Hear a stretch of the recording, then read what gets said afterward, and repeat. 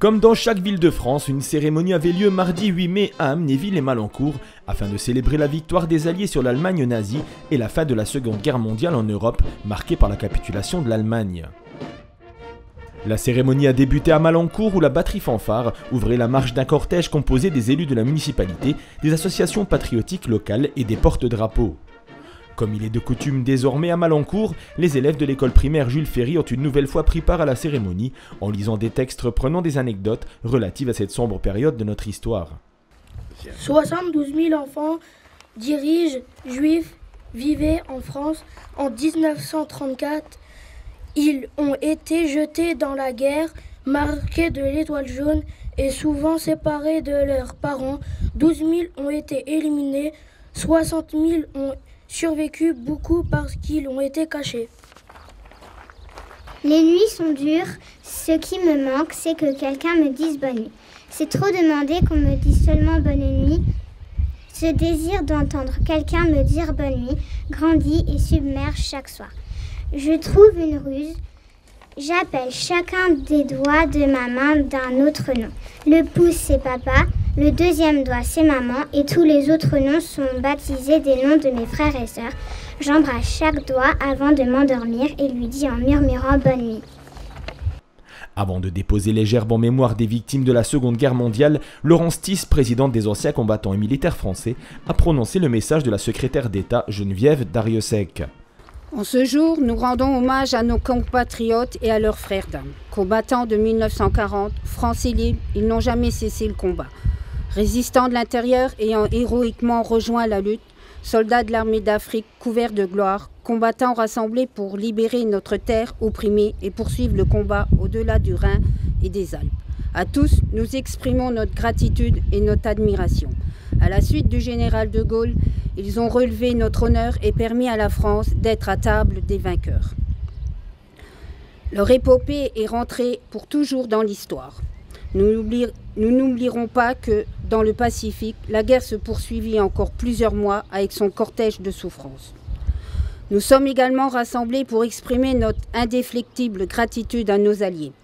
Venus du Royaume-Uni et du Commonwealth, les États-Unis, l'Union soviétique et de tant d'autres nations d'Europe et du monde. Nous n'oublierons pas les sacrifices qu'ils ont consentis. La cérémonie s'est poursuivie à Amnéville en fin de matinée. À l'issue de la messe religieuse, le cortège s'est reformé, complété par la protection civile et le corps des sapeurs-pompiers.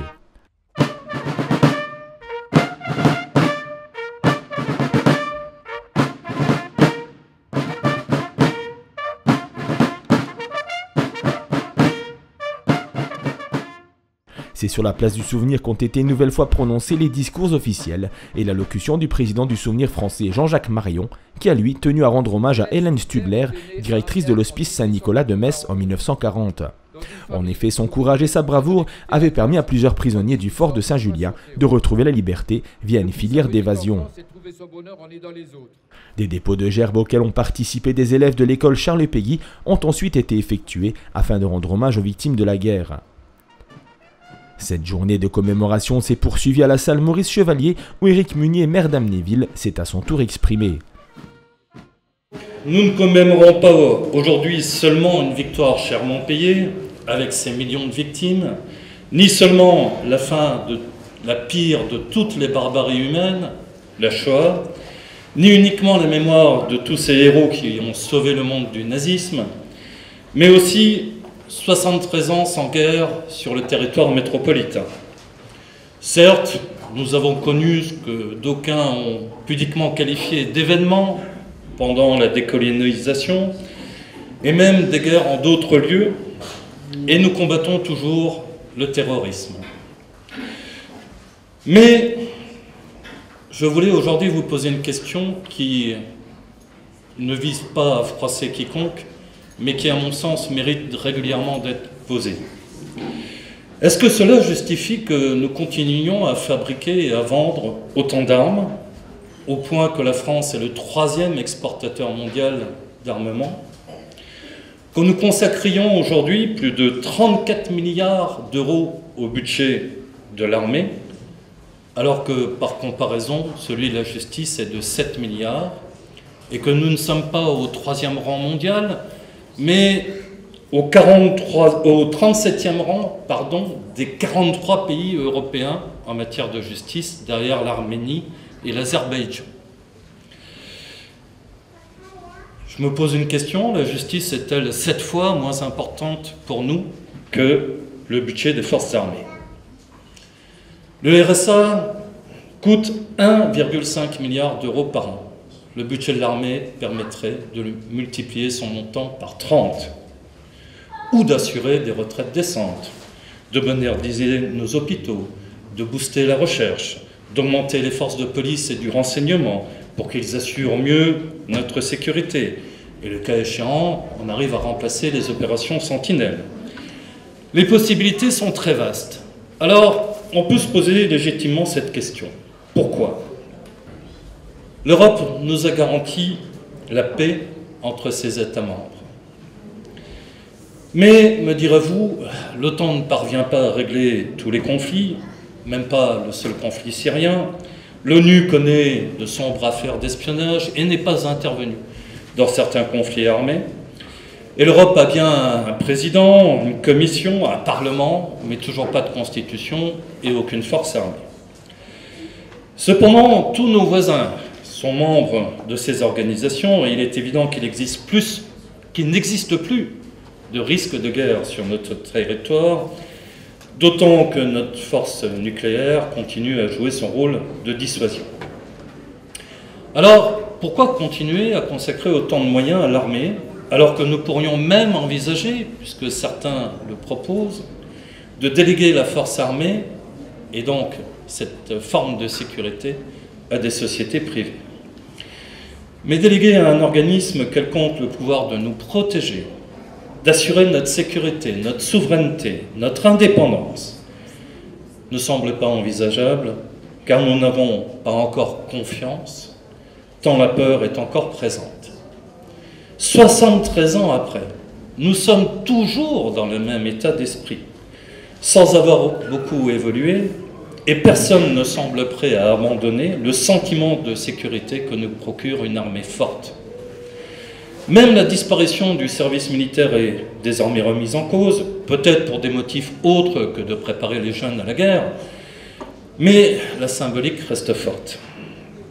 La paix et la liberté ne sont jamais définitivement acquises. Alors, nous devons toujours être prêts pour le pire qui est la guerre, et même si dès 1887, Georges Clemenceau lâche cette phrase célèbre, « La guerre, c'est une chose trop grave pour la confier à des militaires ». Eh bien, nous continuons à le faire.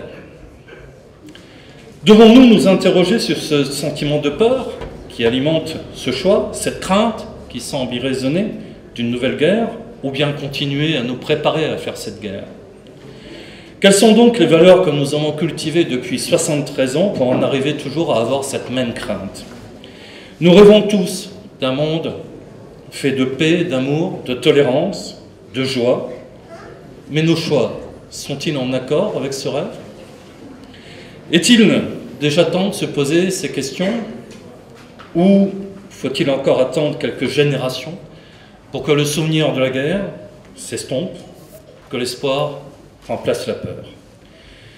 Peut-être devrions-nous commencer par ne plus fêter l'armistice de 1945, mais bien plus la paix qui règne en métropole depuis 73 ans. Si l'homme a une nature belliqueuse, parce que son instinct de survie lui suggère parfois ce type de comportement, pour autant, nous ne sommes plus des sauvages, nous ne vivons plus dans un environnement hostile, nous avons appris à maîtriser nos instincts, alors il ne reste plus qu'un petit pas à faire pour passer le gué qui nous mènera vers plus de confiance en nous et dans les autres, pour assurer un monde de paix. Ainsi, peut-être que nous célébrerons enfin dignement la mémoire de ceux qui ont eu le courage de se battre contre la tyrannie nazie, et nous ferons montre d'un courage peut-être aussi important que le leur, qui nous permettra d'atteindre le but qu'ils ont atteint, la paix. Parce que le vrai courage de ces hommes, de ces femmes, parfois de ces enfants, de ces gens de tous bords, ça a été non pas de faire la guerre, mais de terminer cette guerre, d'arriver à obtenir cette paix. Et pas un d'entre eux n'aurait voulu, à l'issue de ce 8 mai 1945, repartir en guerre. Chacun s'étant battu pour arriver à cette paix. Il nous faut, nous aussi, tendre vers cette paix. Non seulement cette paix, absence de guerre, mais aussi cette paix intérieure, celle qui repose sur la sérénité, sur ce sentiment que rien ne peut nous faire vaciller et qui permet d'avancer en confiance, donc de bâtir un avenir qui ne reposera plus sur cette peur.